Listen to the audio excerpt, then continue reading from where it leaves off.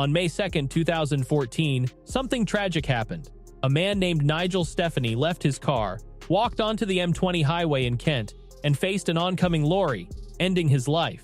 Surprisingly, the medical examiner declared his cause of death as an open verdict, leaving many puzzled. Nigel, once Ferrari's chief engineer for 14 years, was known for his role in a major Formula One scandal. His death raised suspicions of a conspiracy due to the mysterious circumstances. Despite the passage of time, the questions surrounding Nigel's demise and the controversial events in his life linger, creating a lasting impact on Formula One history. This story reveals a side of Formula One that the sport often tries to ignore, full of harsh punishments, political conflicts, team fractures, and escalating tensions. It involves search warrants, arrests, and even an on-track clash between drivers Alonso and Hamilton. The scandal is so shocking that it feels almost too tragic to be true, and it goes beyond just a single chapter in Formula One's history.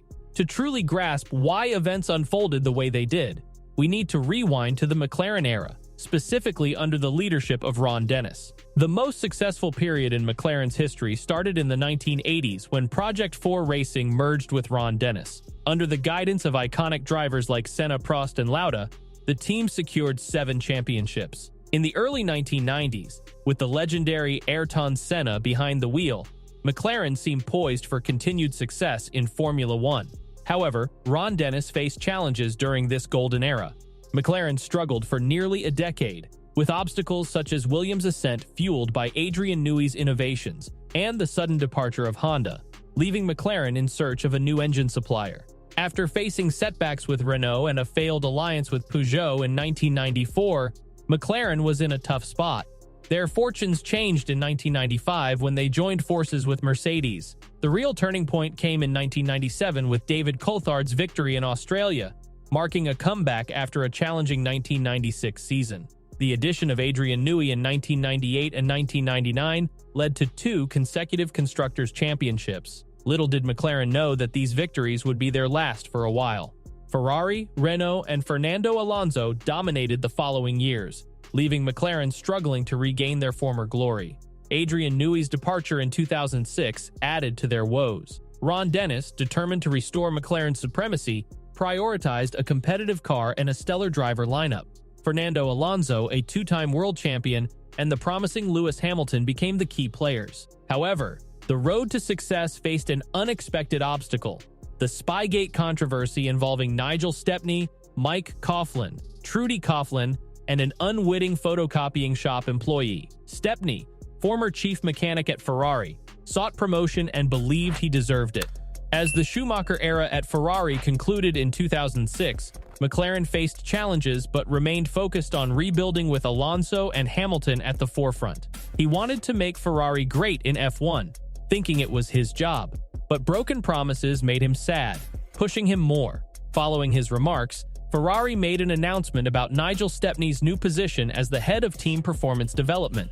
The official statement stated that, after spending many years on Formula One circuits, particularly the last 13 with the Ferrari race team, Stepney, with the company's approval, opted for a different role that would no longer require him to attend races. Essentially, it was a polite way of saying he was being let go. Feeling disheartened, Stepney took an unexpected turn, becoming a significant problem for Ferrari. In a secret mission, he infiltrated the Ferrari factory and pilfered 780 pages of crucial documents containing schematic drawings, technical reports, pictures, and financial information for the 2007 Ferrari. He handed these documents to his trusted associate, Mike Coughlin, who was then the lead designer at McLaren. However, their plan took an unexpected twist when Coughlin's wife, Trudy, entered a copy shop with the stack of 780 pages. In an ordinary scenario, this wouldn't be noteworthy, but every page bore the unmistakable prancing black horse emblem of Ferrari. The vigilant copy shop clerk, a devoted Ferrari fan, sensed something amiss. After discovering Trudy's identity through Google, he wrote a letter to Stefano Domenicali, Ferrari's Formula One sporting director, detailing the peculiar story of a woman possessing what seemed to be highly classified Ferrari documents. Domenicali discovered the clerk's message in his email the next morning. Trudy Coughlin got the 2 CDs a few days later, and, following Mike's instructions, destroyed the originals to eliminate evidence. Unbeknownst to her, a time bomb had already started counting down. Adding to the intrigue, Nigel Stepney had been suspended by Ferrari a month earlier over suspicions of attempting to sabotage a Formula One car at the factory. Stepney strongly said he didn't do the bad things people accused him of, but those accusations stuck with him forever. Big fights happened in the courts in Italy and Britain, and also among the people in charge of F1. As things got worse, they decided that Mike Coughlin did something wrong by himself. Even though the McLaren team got some of the stolen information, people weren't sure who knew what. They figured it out later. The punishment was tough. They had to pay a huge $100 million fine, and they couldn't compete in the championship. This was because they got information in a way that was thought to give them an unfair advantage. Mosley, who didn't like Dennis for a long time, wanted to hit him hard and maybe make him leave motorsport. The second hearing focused on the drivers. It was like a dramatic TV show. Fernando Alonso thought he would be the top driver and fight for the championship. The boss, Ron Dennis, promised him that. But then Lewis Hamilton joined in his first season and became a sensation. He was fast and competitive, making things tricky in the team. Hamilton's surprising success became a problem for the team because it wasn't expected. Fernando Alonso, the team's main driver, felt threatened by Hamilton's talent. This feeling intensified during the Monaco Grand Prix, when the team's boss, Dennis, mishandled a race where Alonso was leading. Hamilton felt he wasn't given a fair chance to compete. Tensions rose further during the Hungarian Grand Prix, when Hamilton didn't follow an agreement to let Alonso pass during qualifying. Alonso retaliated by taking matters into his own hands, leading to a dramatic moment in Formula One history.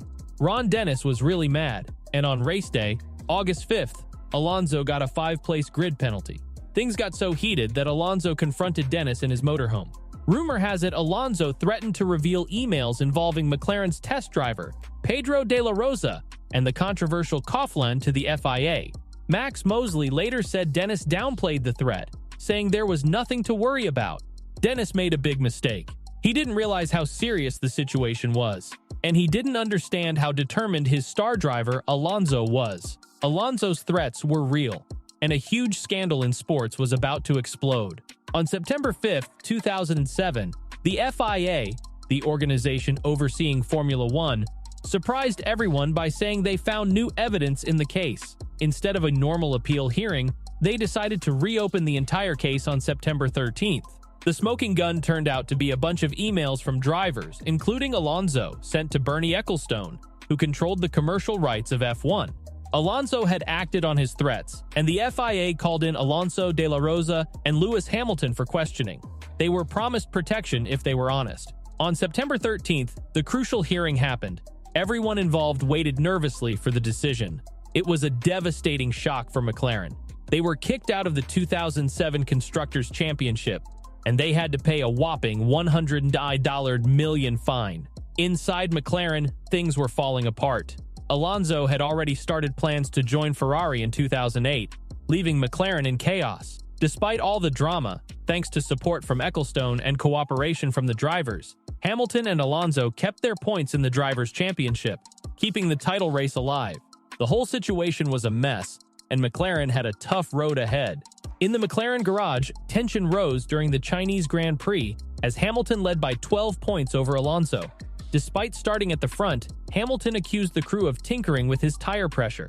Rain shuffled the pack, but Hamilton's strategy missteps and tire troubles led to a drop in positions. Raikkonen seized the opportunity, winning the race, while Alonso secured second place, setting the stage for a thrilling championship battle.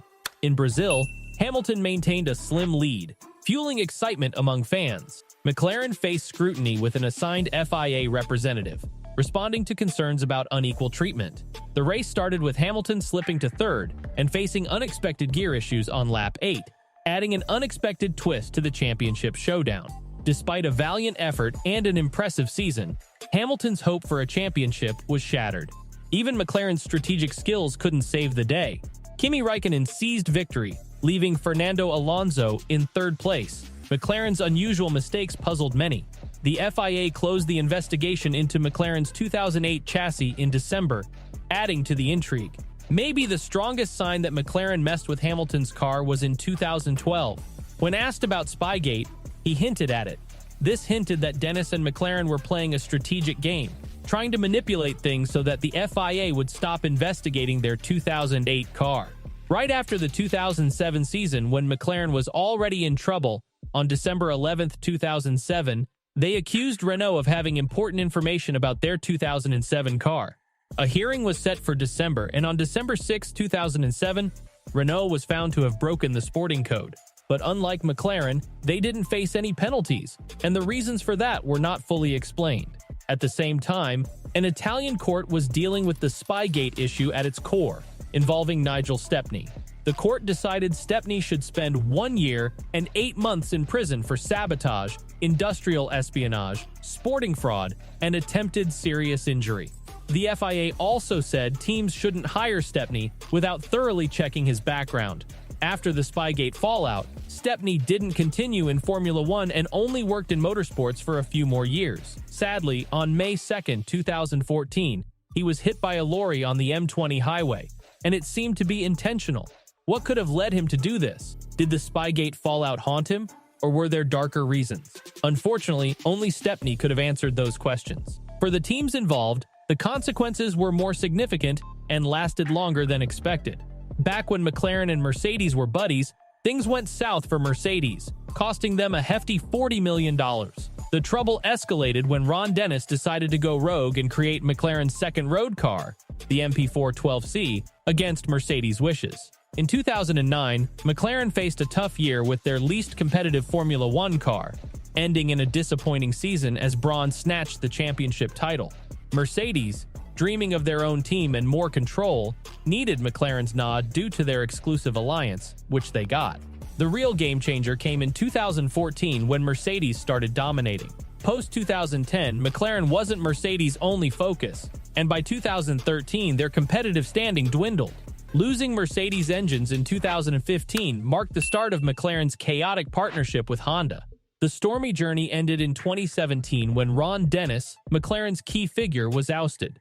Under new leadership from 2021, they're back with Mercedes engines. Despite winning a race in 2021 after a 9-year dry spell, McLaren is far from its dominant past. If you enjoy this journey through F1 history, don't forget to subscribe to the channel for more exciting stories.